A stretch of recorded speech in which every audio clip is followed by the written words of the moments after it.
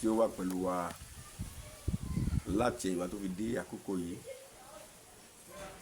Ìgbàgbọ́ nínú rẹ̀ kì í yẹ̀, ìgbàgbọ́ nínú rẹ̀ kì í sì kùnà. Kíkùnà bá wá ọwọ́ ènìyàn ló ti wá, kì í sí lọ́wọ́ Ọlọ́run, torí Ọlọ́run kì í yí padà. Ọlọ́run yìí kò yí ipò padà, kò yí wà padà, kò yí ìṣe rẹ̀ padà, agbára rẹ̀ ò sì dínkù. Kì í sí pálí mọ́ sòdiwọ̀n agbára rẹ̀ pé lánàá ọmọ pọ̀ gan nínú ikọ̀ ọmọ tó nǹkan mọ́. Arúgbó ọjọ́ ni, àdàgbà mọ́ pààrọ̀ yìí. Ó tó gbẹ́kẹ̀lé, ìgbẹ́kẹ̀lé rẹ̀ nínú rẹ̀ kò sì sákì orúkọ Jésù. Lónìí a tún kọjá lọ nínú ìwé Òwe orí 22 nínú orí orúkọ Olúwa ní sọ agbára ni. A fẹ́ wò lónìí ìṣe pàtàkì ìgbàgbọ́ wa nínú orúkọ rẹ̀. Ṣé ẹ mọ̀ pé gbogbo èèyàn ló ń lo ìgbàgbọ́ lójoojúmọ́? Bóyá wọ́n mọ̀ tàbí wọn ò mọ̀. Àgbẹ̀ ó gbàgbọ́ nínú ìgbígbìn àti kíkórè, ìgbàgbọ́ ni. Ẹni tó ń tajà, èèyàn mélòó la kó síbi kan pé wọ́n rajà yìí lónìí. Tá a fi ń dọ́jà, tá a retí, á ṣílẹ̀kùn, á gbalẹ̀, á tó gbá wa. Àwọn tó ń ṣiṣẹ́ ọwọ́ ńkọ́? Àwọn ọmọ ilé ìwé ńkọ́? Ìrìn àjò tí àwọn tó ń wọkọ̀ ojú omi, wọ́n bọ́nu ọkọ̀ lórí omi nígbà pé àwọn ibi táwọn lọ. Àwọn tó ń wọkọ̀ ojú òfurufú, àwọn tó gun kẹ̀kẹ́, àwọn tó gun mọ́tò. Gbogbo nǹkan yìí pátápátá gba ìgbàgbọ́, bóyá nínú Ọlọ́run àbí nínú nǹkan mi. Bẹ́ẹ̀ ìgbàgbọ́ nǹkan náà ni. Tá a bá ń sọ nípa ìgbàgbọ́ àti pàtàkì ìgbàgbọ́ nínú orúkọ rẹ̀, bá a ṣe gba àwọn nǹkan míì gbọ́ yẹn, láwa yí ìgbàgbọ́ yẹn padà sínú Ọlọ́run. Ọ̀dọ̀ ìgbà tí a tò nǹkan síbi kan tí ò dáa tẹ́lẹ̀, ẹ wá ní pé ká tún lè tò, ẹ wá mú nǹkan kan náà, ẹ gbé síbi tó yẹ. Ó ti gbàgbọ́ dálé lórí náà nìyẹn. Tá a bá bẹ̀rẹ̀ sí síbílì ní ìsìta ní ìgbàgbọ́ ní ọjọ́ lọ. Ṣùgbọ́n ní kúkúrú rẹ̀ ni pé ìgbàgbọ́ tó nínú àwọn nǹkan yẹn, wẹ̀lú nínú ìgbàgbọ́ nínú ọkọ, nínú aya, nínú ọ̀gá, nínú bàbá, nínú òbí, nínú ọmọ, nínú iṣẹ́, nínú agbára rẹ̀, nínú àwọn dúkìá rẹ̀, nínú ìjọba orílẹ̀-èdè, nínú àwọn ọ̀rẹ́. Lóríṣiríṣi ìgbàgbọ́ bẹ́ẹ̀ la ní nínú àwọn ìgbàgbọ́kànlé wa. Bẹ́ẹ̀ ọ̀pọ̀lọpọ̀ ìgbàgbọ́ yìí máa ń já wa kulẹ̀. Ìgbàgbọ́ nǹkan náà la wá ń sọ nísìnyí tá a bá ń gbé ìṣe pàtàkì ìgbàgbọ́ ní orúkọ rẹ̀. Ìgbàgbọ́ tá a ní bá ti nínú ọkọ, aya, ọmọ, ẹgbẹ́, olórí, àwọn olórí wa yẹn. Bẹ́ẹ̀ náà la mú gbàgbọ́ yẹn tá a fi sínú Ọlọ́run. Ti mẹ́mbẹ́ nìyẹn. Ọ̀pọ̀lọpọ̀ gbàgbọ́ wípé agbára ń bẹ nínú òòṣà, agbára ń bẹ nínú fòdú, agbára ń bẹ nínú àwọn agbára ojú òfurufú, àwọn agbára nínú omi ju Ọlọ́run lọ. Ní tí wọ́n wá yí wọn ni wípé tí wọ́n bá fòdú bá ní kí wọ́n ṣe nǹkan kan, tí wọ́n bá ní màálù méje ní ọgbà, yóò wọ́wọ́ màálù méje yẹn. Kódà tí wọ́n lónìí, àwọn ọ̀pọ̀lọpọ̀ fòdú wọn ti ń gba èèyàn. Nígbà bá dé fòdìdí èèyàn lẹ̀, ọwọ́ ní òní gbúrò kan yẹn, kó lọ́run tẹ̀sí béèrè èèyàn mọ́. Bẹ́ẹ̀ tó bèè lọ́wọ́ tiwa tí ìgbàgbọ́ wa fi lè múnádóko tó fi lè tá a fi lè rí pa rẹ̀, ǹjẹ́ a lè fi ilẹ̀, ǹjẹ́ a lè fún un. Wàhálà tá a ní lónìí, ìdojúkọ tá a ní lónìí nìyẹn. Gẹ́gẹ́ bí ọmọ lọ́gbà ẹ bá fẹ́ pé ẹ bá ní ìbá parọ́ nísìnyí, tí wọ́n bá gbé gbé lé lọ́wọ́ tí wọ́n ní wọn búra, gbogbo tí ń sọ ń bẹ̀ inú nǹkan mẹ́wàá ó lè mọ̀ sí rọ ìdájí mẹ́sàn-án àbọ̀ yẹn kìkì rọ ni. Bẹ́ẹ̀ tí wọ́n bá gbé ìbọn kalẹ̀, àbẹ́nìkan wọ́n náà dàpọ̀ síkùtà lórí tí wọ́n wá búra, gbogbo tí ẹ bá sọ lákòókò yẹn ò tọ́ ni.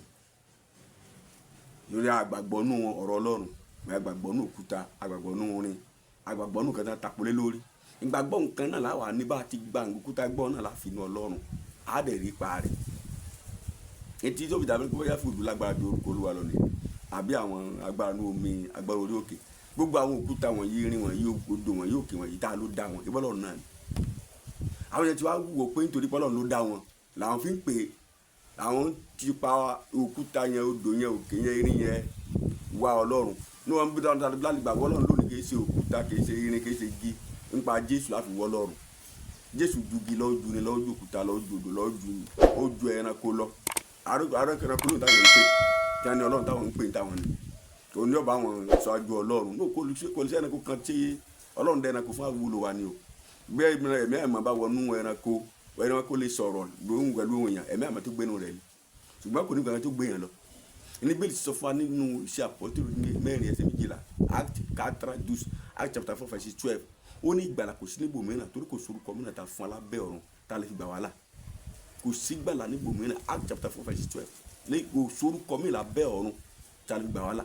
Tí a bá sọ nípa orúkọ Jésù, báwo tí orúkọ Jésù ti ṣe nu ayé tá a wà ń bẹ̀ lónìí yìí.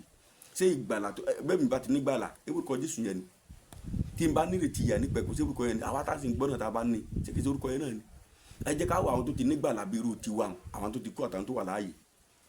ẹ wo iṣẹ́ agbára iṣẹ́ àmì ìfikún ẹ̀bùn mímọ́ ẹ wo ẹ̀bùn mímọ́ bí ti manifest lónìí yìí ẹ wo ẹ̀bùn mímọ́ tí manifest lónìí yìí nípa agbára ẹ̀mọ́ tá a ní lónìí yìí orúkọ Jésù ló fún wa ẹ̀bùn ẹ̀mọ́ tá a lè claim lónìí pa nínú ara Kristi lónìí tá a náà nípa ajẹ́rànṣẹ́ Ọlọ́run lórúkọ Jésù ló mú wa. àwọn lónìí àyẹ̀mọ́ ìjọ irọ́ ni kò sí gbàgbàlà kan mọ́ kò sí iṣẹ́ àmì kan mọ́ àwọn tó ń hági lórí iṣẹ́ àmì àbí iṣẹ́ agbára gan iṣẹ́ ìyanu lónìí yìí àwọn nílò ẹyọ kan lẹ́yìn kò sí iṣẹ́ àmì ìwọ gangan nílò ẹyọ kan tí ṣe iṣẹ́ àmì tí ṣe agbára bàbá fẹ́ tara wa lóko. So ó ní kò sí ìgbàlà níbò mìíràn àlè rí níbò mìíràn mọ́ yóò ṣe inú Jésù nìkan. So nítorí náà nígbà tí John kìíní orí 5:4 sọ fún wa ó ní èyí ni ìṣẹ́gun tó borí ayé àní ìgbàgbọ́ wa nínú Kristi.